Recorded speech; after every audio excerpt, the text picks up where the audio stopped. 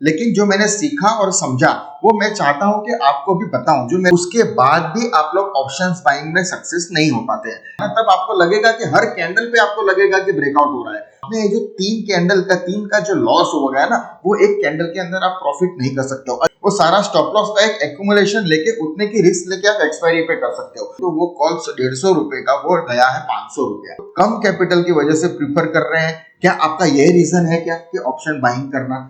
ये ऐसा है तो आप बिल्कुल गलत है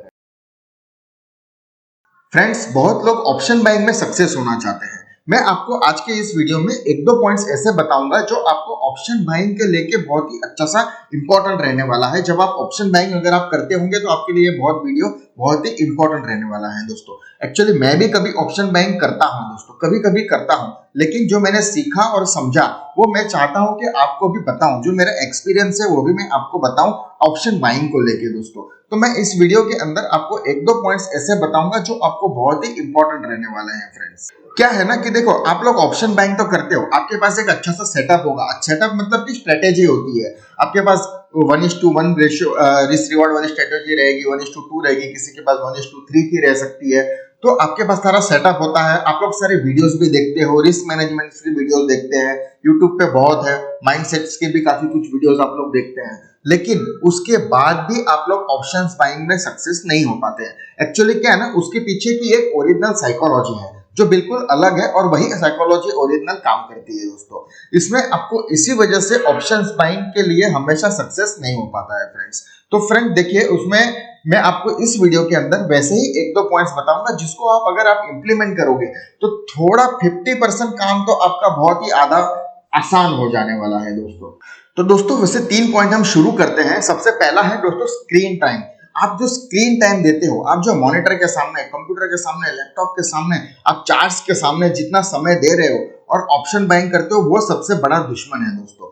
आपको ऑप्शन बाइंग, देखिए दोस्तों, आपको पहले समझना पड़ेगा कि अगर हम लोग ऑप्शन बाइंग करते हैं ना तो हमको सिर्फ मोमेंटम को पकड़ना है। दिन भर मोमेंटम नहीं रहता है फ्रेंड्स, हमको सिर्फ उस मोमेंटम के टाइम को पकड़ना है। वो मोमेंटम टाइम कब होता है? जनरली आपको देखेंगे कि सुबह 9:15 से लेकर 10 बजे तक, 10:15 बजे तक जनरली मैक्सिमम मोमेंटम होता है। उसके बाद मार्केट साइडवेज चले जाता है दोस्तों। क्या होता है कि देखिए, सुबह के जो टाइम होता है उसमें काफी मोमेंटम रहेगा। क्यों रहता है? क्योंकि सारा जो पिछले दिन का जो न्यूज होता है वो सारा उसके अंदर इफेक्ट आ जाएगा। लोग जो पूरे दिन की जो पोजीशन बनाएंगे वो उसमें बाय करेंगे, पिछले दिन की जो पोजीशन होगी उसको वो काटेंगे।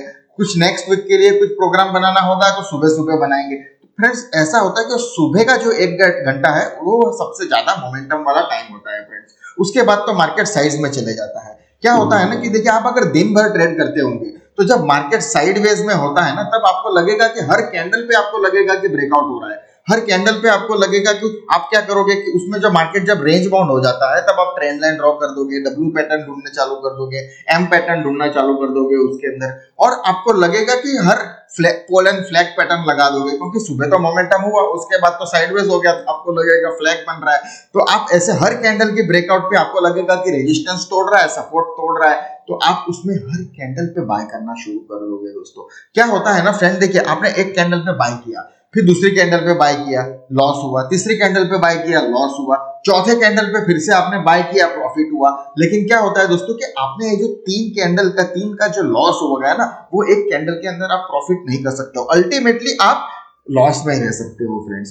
तो क्या है कि आपको एक समझना पड़ेगा कि आपको सिर्फ मोमेंटम में ट्रेड करना है। तो मेरा अगर सजेशन है दोस्तों कि आप अगर सुबह का जो पीरियड होता है, सुबह का जो 1 घंटे का पीरियड होता है, उस पीरियड में आप डायरेक्शन देख के, मोमेंटम देख के आप प्लान कर सकते हो दोस्तों। साइडवेज में आप अवॉइड करिएगा मार्केट को बीच के पीरियड में, 10 से 12:30 के बीच में। हाँ, आपको और अगर करना है प्रैक्टिस तो 12:30 से 3 बजे के बीच में भी अच्छा सा कभी कभी मोमेंटम आता है, तो उसमें भी आप प्रैक्टिस कर सकते हो फ्रेंड्स। तो जनरली आपको है ना, जो ऐसे मॉर्निंग के जो मोमेंटम्स है ना, वो मिस नहीं करने चाहिए। और अगर देखा जाए तो आप एक्सपायरी के दिन भी आप ट्रेड कर सकते हो दोस्तों। अगर आप ऑप्शन बायर हो तो आप या तो मॉर्निंग में ट्रेड करो या तो फिर एक्सपायरी के दिन ट्रेड करो। पूरे वीक, हफ्ते का जो भी आप स्टॉप लॉस देने वाले होंगे वो सारा स्टॉप लॉस का एक एक्यूमुलेशन लेके उतने की रिस्क लेके आप एक्सपायरी पे कर सकते हो। अगर आपका प्रेडिक्शन सही रहा, अगर आपके प्रेडिक्शन में मार्केट जाने लगा, आपने सोचा बाय तो ऊपर की साइड मार्केट जाने लगा, अगर आपने सोचा नीचे तो नीचे की साइड मार्केट जाने लगा, जो आपने सोचा है अगर आपकी प्रेडिक्शन में गया तो फिर आपको बहुत ही अच्छा सा प्रॉफिट हो सकता है। और अगर लॉस होगा तो आपका तो नॉन लॉस रहेगा, जो आप पूरे हफ्ते में ट्रेड ना करके आप सिर्फ एक दिन एक्सपायरी के दिन ट्रेड करो, प्रैक्टिस करो उसको। या तो फिर आप या तो ओनली एक्सपायरी के दिन करो, या तो फिर डेली अगर करना है तो आप डेली सिर्फ 1 घंटा करो। वो 1 घंटा उस मॉर्निंग पीरियड को पकड़ो दोस्तों, कि जिसमें मोमेंटम आता है। दिन भर मोमेंटम करने से आप 10-20 रुपया का आपका ऑप्शन का प्रीमियम अगर बढ़ता है तो आपको लगेगा कि मेरा मोमेंटम बढ़ रहा है, मैं मिस कर रहा हूँ ट्रेड को, और आप उसको ट्रेड ले लेते हो और उसके बाद 20-30 पॉइंट नीचे आके आप अपना लॉस को छोड़ देते हैं फ्रेंड्स। तो दोस्तों ऐसा ही पोजीशन है। तो ये सबसे बड़ा पहला पॉइंट है दोस्तों कि आपको स्क्रीन टाइम आपको सिर्फ 1-1.5 घंटा करो, या तो फिर सिर्फ एक्सपायरी के दिन करो, पूरे दिन बैठने की जरूरत नहीं है फ्रेंड्स। सिर्फ मोमेंटम समझो दोस्तों, सिर्फ मोमेंटम अगर होगा तो ही आप उसमें ट्रेड करने का है। मोमेंटम का टाइम होता है अर्ली मॉर्निंग के 1-1.5 घंटा, या तो फिर दोपहर के 12:30 बजे के बाद। तो दूसरा पॉइंट है दोस्तों कि आपको कभी रिग्रेट नहीं करना चाहिए। रिग्रेट क्या होता है ना दोस्तों, कि देखिए आपके पास ऑप्शन बाइंग तो आप तभी करना है दोस्तों कि जब आपके पास कोई अच्छा सा सेटअप हो दोस्तों।